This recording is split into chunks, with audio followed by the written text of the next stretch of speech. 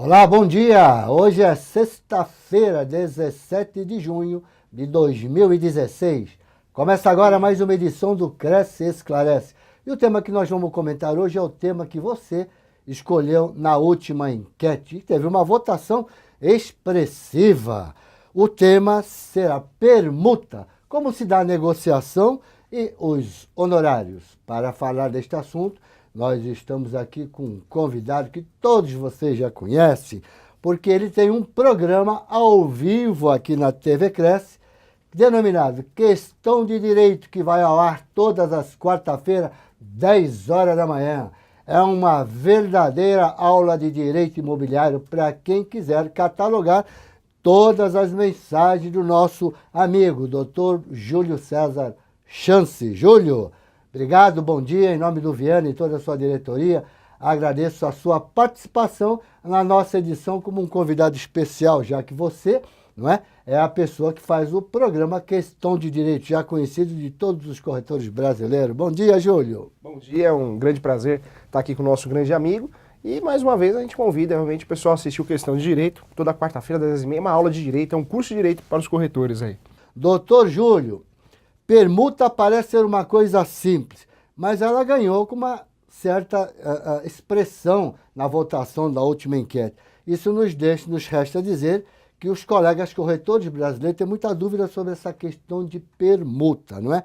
Mas vamos voltar um pouquinho mais no tempo, vamos falar sobre aquela questão mais antiga do século passado, o escambo. Tem como comentar sobre isso, doutor Júlio? Gilberto, na verdade, a permuta ela é uma grande dúvida dos corretores em virtude da complexidade. Acho que a grande dúvida da permuta é em relação aos honorários, realmente. Como que eu vou cobrar? Como que eu vou fazer para cobrar esses honorários? Existe a permuta com torna, sem torna. Então, na verdade, a permuta nada mais é que a troca. E a permuta, muitas vezes a gente fala da permuta, o escambo, e muitas vezes a gente lembra, não, isso vem depois do compra e venda, né? Mas na verdade a origem de tudo vem da troca. Então no passado, quando não tinha dinheiro, pecúnia, não tinha moedas, né? Então tudo era base de troca. Então a permuta realmente, dentro das transações, não de só imobiliárias, mas de bens móveis também, a permuta é a mais antiga, né? Ok, vamos perguntar agora. Juridicamente falando, doutor Júlio, quando a gente fala em escambo, troca, permuta, juridicamente tem o mesmo sentido? Juridicamente tem o mesmo sentido. Também hoje é muito utilizado o câmbio, né? Cambiar, trocar. Permuta é muito utilizado nos contratos imobiliários. Quando são bens móveis, né? Então o carro, normalmente a gente fala cambiar. E a permuta também tem um termo importante que é com torna e sem torna, né? A com torna, na verdade, existe uma diferença de valores. A sem torna, popularmente conhecida e falada, é o pau a pau, né? Trocou, mas ninguém pagou nada a ninguém devolveu nada a ninguém. Foi uma troca integral. Então isso é pau a pau, né? Que a gente costuma falar aí em praxe aí. Mas a permuta para os bens imóveis, os contratos, o nome adequado dos contratos imobiliários é a permuta, instrumento particular de permuta. Olha, uma pessoa que tem um terreno, doutor Júlio, ele tem um terreno e ele oferta a um construtor. E esse construtor tem interesse nesse terreno, porém ele não quer pagar o valor do terreno. Ele daria, nós chamamos no mercado imobiliário, né, de pagamento, né, com o imóvel no local. Isso nós podemos dizer que é uma permuta? É uma espécie de permuta, sim. A permuta, na verdade, é um gênero regulamentado pelo Código Civil, o artigo 533, o Código Civil que vai tratar da permuta. Dentro da permuta nós temos o gênero de várias transações. Dentro dessa permuta nós temos as espécies. E aí esse tipo de troca não deixa de ser uma troca também. E aí vai envolver a troca com torna, sem torna, a troca por lançamento futuro, que a gente fala também. Então nessa situação é uma troca em virtude de lançamento futuro. Normalmente é um instrumento particular de compromisso de entrega futura. Existe um termo adequado também para isso.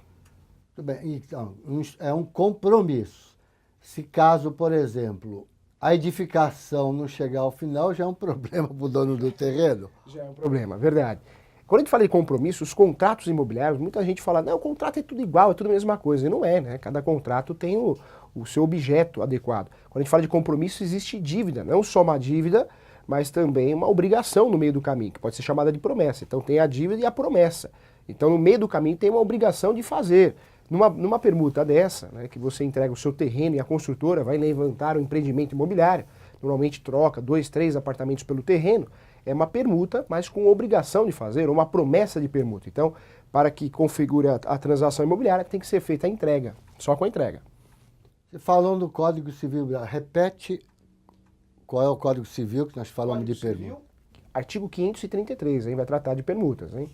Não só da permuta, no caput, mas também vai tratar da permuta dentro do direito de família, né? Ou seja, aquela permuta entre parentes. Que inclusive, Gilberto, é importante falar também que essa permuta entre família, entre parentes, precisa da autorização dos herdeiros. Então eu não posso, eu sou o pai, falar, olha meu filho, vamos trocar, vou dar para você a minha casa que é enorme e eu fico com o seu apartamento de 49 metros quadrados. Porque eu sou seu pai, quero te ajudar. Os outros filhos, se tiverem outros herdeiros ou outros filhos, tem que anuir, tem que dar anuência a essa transação. Olha, interessante essa questão, né? Não é porque é o pai, ele pode fazer o que ele bem entende. Aí temos a justiça. Tem a justiça, é verdade. E se não conseguir essa autorização por escrito, ou ainda no contrato de instrumento de permuta, essa transação, ela é anulável, né? Ela é anulável. E nesse instrumento particular, seja ela de promessa, de compromisso, com obrigação de fazer para poder entregar lá o bem como pagamento, pode-se colocar algum tipo de garantia ou algum tipo de multa, alguma coisa, para garantir aquela pessoa. Imagine, você tem um terreno, né? Seja lá com alguma coisa sobre o terreno, uma casa ou um terreno limpo, e aí o construtor vai fazer o buraco, vai fazer sapato, vai subir até primeiro, segundo, terceiro andar, aí ele para a obra, fica aquilo lá parado, como é que faz? Então, para ele já não vai interessar mais, tá certo? Como é que ele vai retornar, ele vai pegar o terreno de volta? Então, tem como amarrar, né, com uma multa, algum tipo de multa, alguma coisa, uma garantia mais sólida para a pessoa esquecer aquele terreno e ter essa garantia? Pode, né? Ótimo, verdade. Quando a gente fala de contratos imobiliários, é importante sempre... Por isso eu sou muito contra o copia e cola no Google. Eu costumo dizer que modelo de tudo, todo mundo tem. Mas você não pode copiar um modelo no Google e fazer um contrato de permuta. O negócio é complexo. Então, quando a gente fala de contratos imobiliários, a gente tem o cessão de direitos hereditários, temos o compromisso de compra e venda, ocorreu a tradição, pagou, levou, tem o compromisso, tem a promessa. Todos esses contratos, até o de cessão de posse, inclusive o contrato de permuta ou um contrato de locação pela Lei 8.245, todo contrato merece muito respeito. Esse contrato tem que ser feito com muito cuidado, com muito carinho, inclusive em relação às multas, porque a multa deve existir, pode ser pactuada essa multa, mas não pode ser abusiva. Hoje, uma multa que não é considerada abusiva, até 30% do valor do imóvel, hoje, conforme a jurisprudência moderna, vem aceitando. Passar disso pode se tornar uma multa abusiva, né? Então a gente tem que pensar nessa multa abusiva, porque senão você coloca uma multa no contrato e não vai ter efetividade, aplicabilidade, né? Aí vai caracterizar enriquecimento ilícito. Enriquecimento ilícito, exatamente. Por aí, né? É isso mesmo. Ah, então teria que ser uma coisa bem coerente essa multa. Coerente, com os padrões de mercado, né? Não pode... Vamos, não pode o terreno passar. vai valer, vamos lá, 5 milhões, que ele coloque lá 6 milhões. Exatamente isso. Você pode vincular a multa também a algum sinal se tiver, ou a torna, né? A torna esse valor, essa diferença. Você entrega um terreno e você aceita um terreno e entrega a casa. Essa diferença do terreno para a casa que foi pago em espécie pode ser objeto da multa. Importante dizer também que nos contratos imobiliários a gente tem a multa já do Código Civil. Na transação imobiliária fica mais fácil de enxergar, de compra e venda. Quando no Código Civil esclarece isso. Quando o vendedor desistiu da transação, esse vendedor vai ter que devolver em dobro. O comprador, quando desiste da transação, ele vai perder o sinal, na verdade, né? Vamos ver aqui, ó, permuta entre imóveis. Corretor de imóveis, vamos dizer, estão 2 imóveis. Eu acredito que seja importantíssimo o corretor se atentar para ver o que fica e o que não fica, né? No momento que vai fazer a visita não é? Eu vou fazer a visita no imóvel, ele vem ver o meu, aí vou dizer que fica o armário, que fica a banheira, que fica isso, aquilo.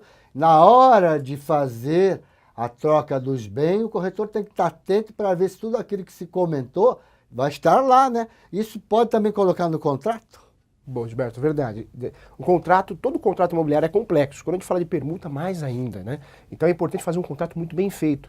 Inclusive mencionando o que vai ser entregue com esse imóvel, né? Se vai as pertenças do imóvel, bens materiais.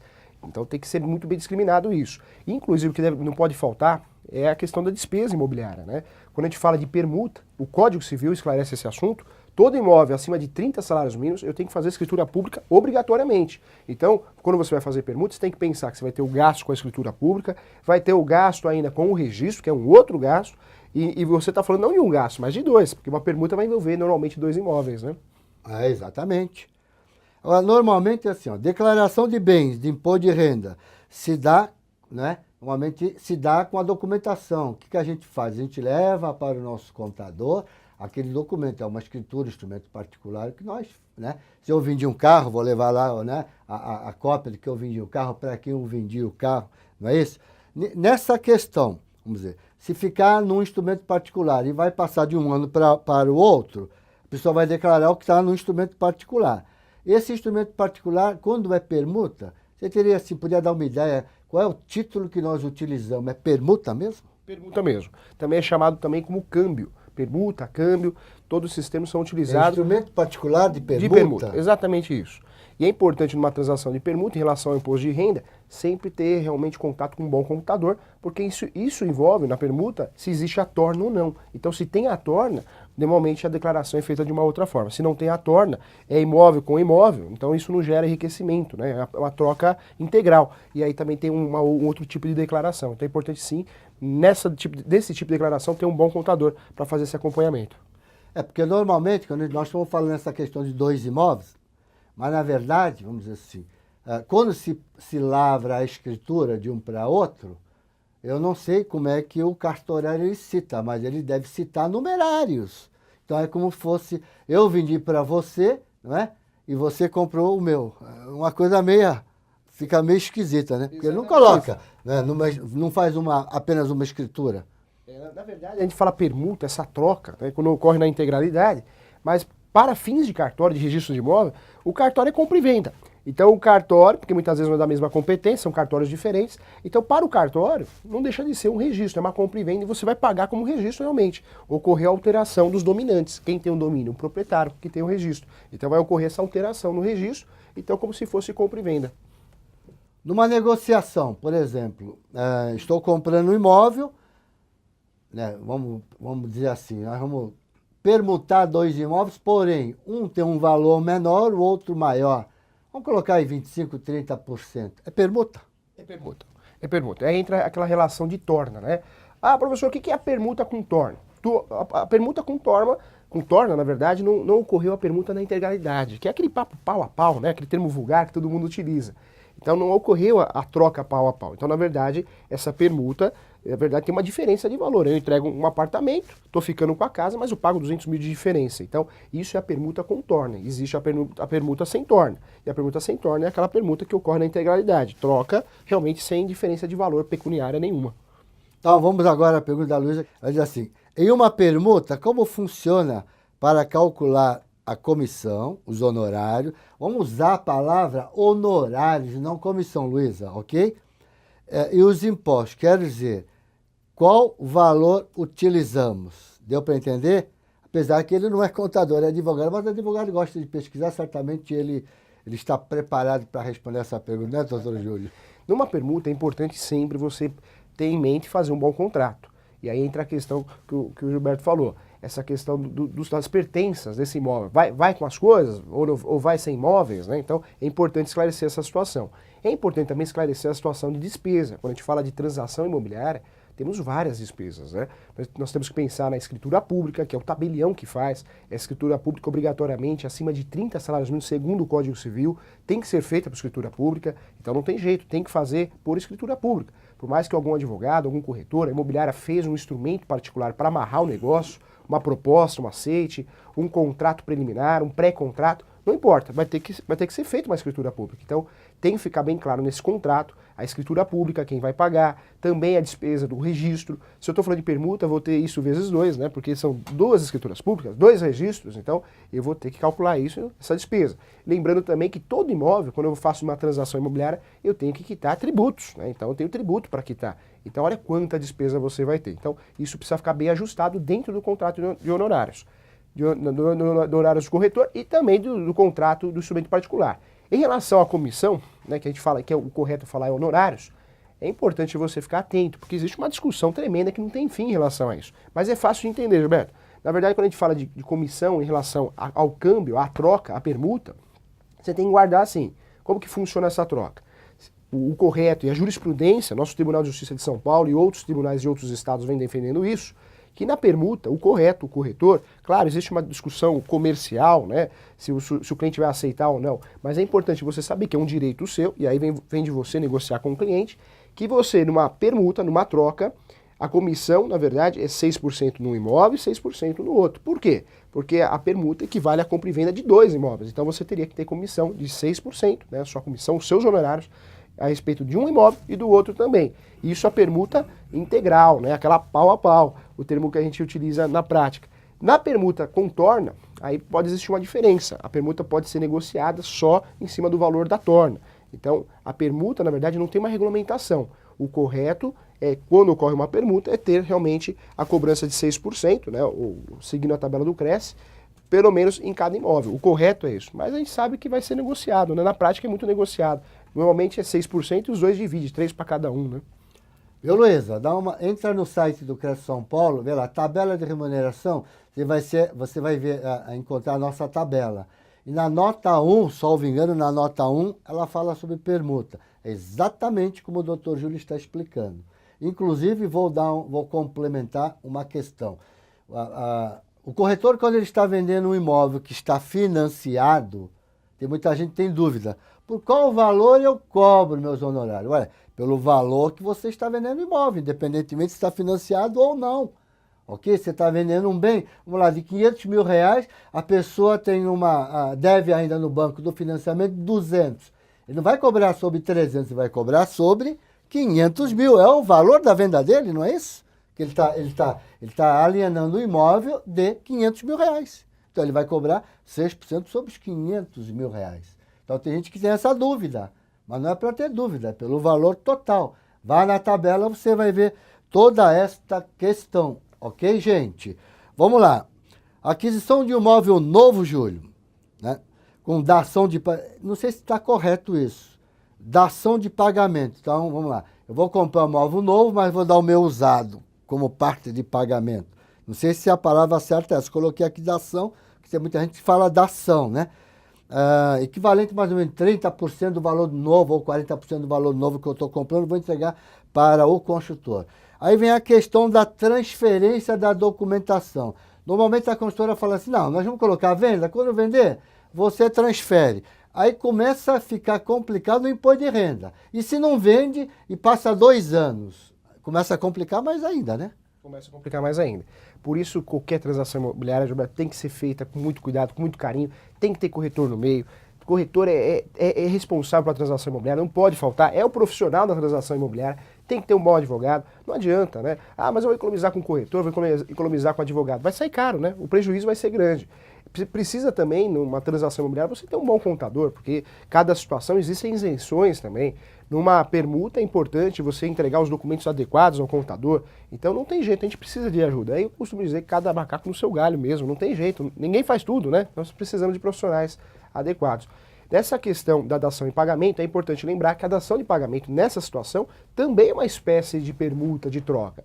A permuta é um gênero de várias espécies, entre essas espécies a dação em pagamento. Então quando você também dá um imóvel, né, como parte de pagamento, dação em pagamento também se configura como permuta.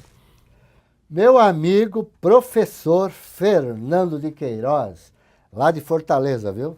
Professor Fernando é lá de Fortaleza, ele tem a sala do corretor que fala na questão de avaliação de imóveis.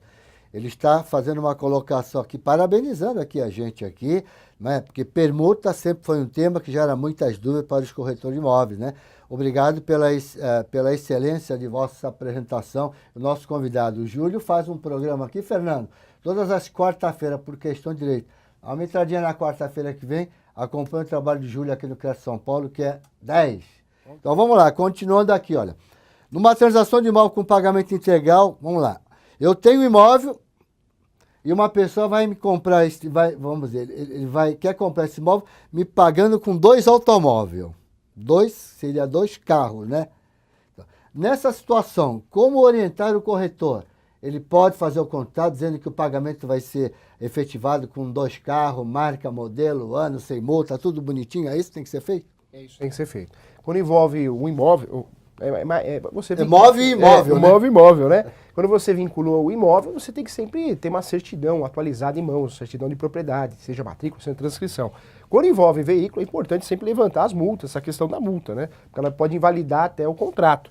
Então é importante sempre levantar essa questão de multa, se existe multa ou não, mas é importante nesse contrato, e isso também é considerado permuta, também é considerado, é importante você discriminar tudo, tudo. Veículo, placa, Renavan, tudo, né? O chassi, né? Então, na verdade, você tem que colocar lá tudo para ficar bem discriminado e realmente não ter nenhum problema em relação a isso. Principalmente carro, né? Porque tem os acessórios. Importantíssimo colocar os acessórios. Senão o camarada retira o som. Tira o som, tira tudo, né? Tem que deixar tudo muito bem esclarecido nesse instrumento particular para que você não tenha problema. Mas vamos falar sobre essa questão de compra e venda. O trabalho do corretor de imóveis, minha gente, parece ser uma coisa simples, né? Ser corretor de imóveis, mas não é não. Ser corretor de imóveis é muito difícil exercitar essa profissão. Eu acho que todas as profissões, não é? Não é só da corretagem imobiliária. Então nós temos que ter muito cuidado, porque nós trabalhamos com famílias, não é? Nós trabalhamos com a economia das pessoas, não é? Aquilo é uma vida da pessoa. A gente tem que ter muito cuidado com isso. Então, se eu estou fazendo algum tipo de transação que é meia complicada, como o doutor Júlio falou, não custa nada. O advogado não vai meter a faca, ele sabe quanto o corretor vai ganhar, não é? Verdade. Então, contrata o advogado, fala com o advogado para ele te orientar, até um contador. Verdade. Importantíssimo. Por quê? Pouca economia, lá na frente o corretor pode se dar mal. Código de ética, Código Civil Brasileiro. Vamos falar sobre o Código Civil Brasileiro aqui do 722, 700 ao 29, o que diz o 723. Isso é importantíssimo o corretor dar uma olhada nisso aí, não é, Júlio? Verdade. Tem que estar atualizado. O corretor, não adianta, vou ser corretor, ele precisa se qualificar. Então ele tem que ter conhecimento de avaliação imobiliária, de direito, tem que se qualificar. E hoje o Cresce disponibiliza isso, tem quarta norma, tem muita coisa, né? Então não tem desculpa.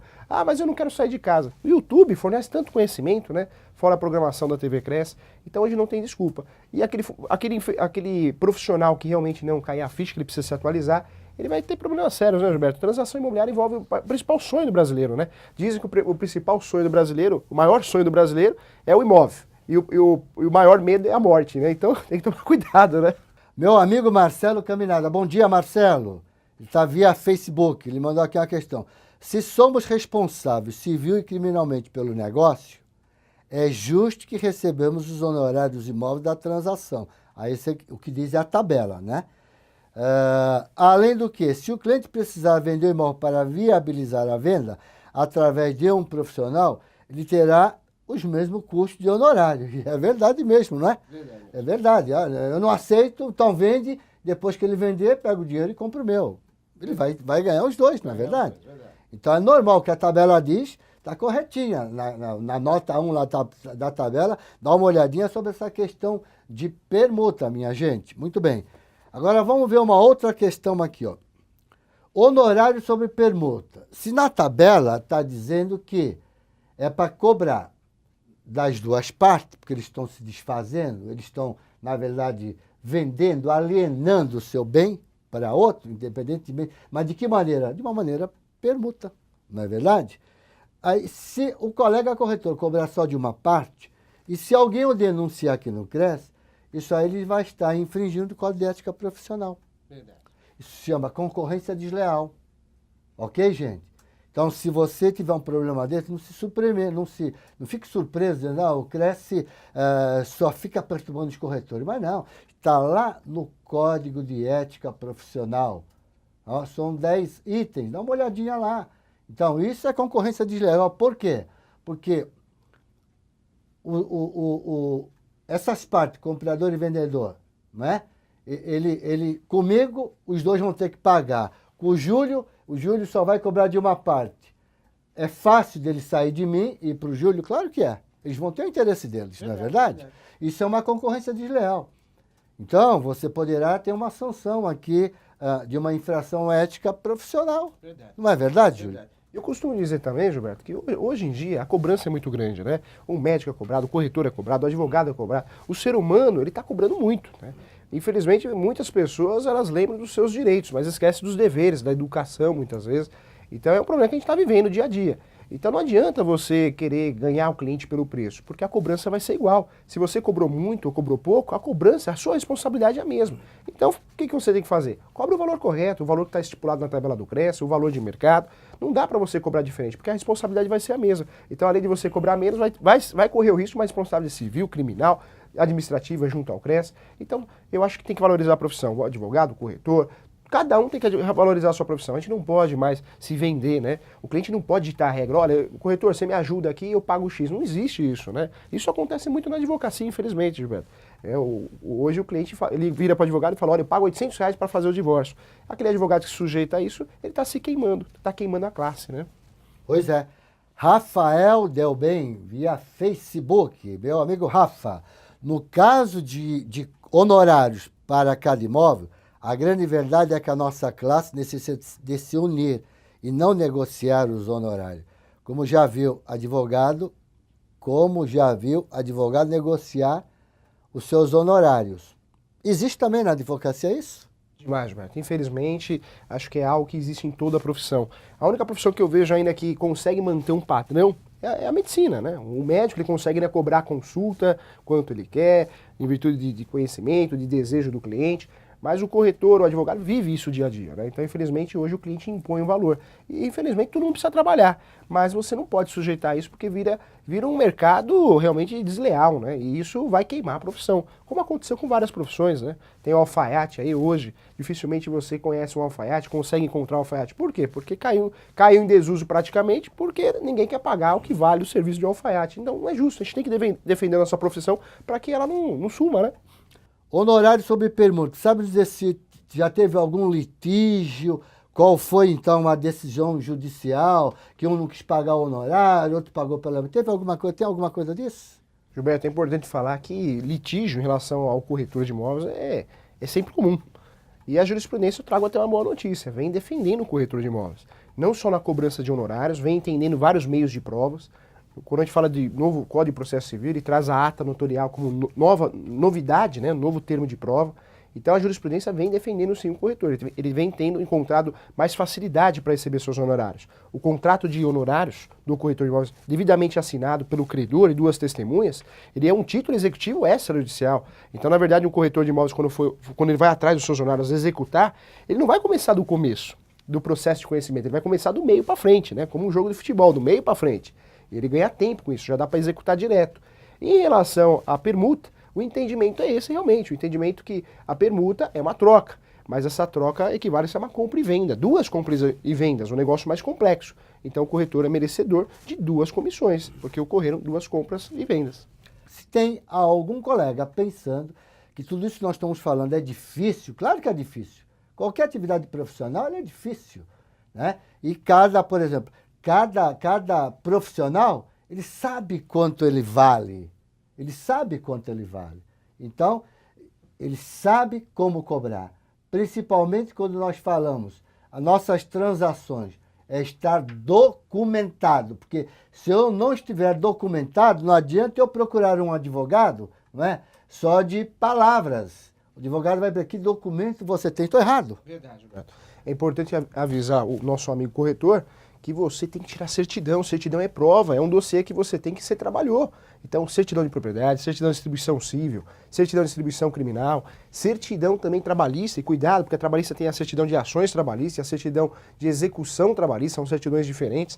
Isso é prova que você trabalhou. Você não só intermediou, apresentou comprador e vendedor, mas também você cuidou dessa parte de documentação imobiliária. Então você, corretor, tudo isso é prova. Use e abuse do e-mail, né? Manda e-mail. Ah, o cliente não quer assinar o contrato, manda por e-mail. Hoje a jurisprudência entende que o e-mail é prova. Se você mandou o contrato por e-mail, o sujeito respondeu, deu o aceite, pronto. Não precisa nem assinar, já é reconhecido como prova. Então não tem desculpa, né? Não tem desculpa. Tem o IP, né? Tem o IP. Tem o IP das máquinas, ok, minha gente? Doutor Júlio, eu vou deixar a palavra aberta para suas considerações finais. Pode fazer a sua propaganda, questão de direito.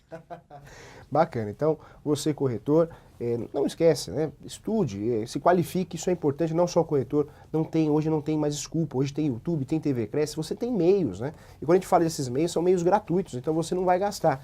Mas você que deseja ser um grande profissional, o caminho é você estudar, se qualificar. Então, faça isso. É importante para a sua carreira, para o seu sucesso.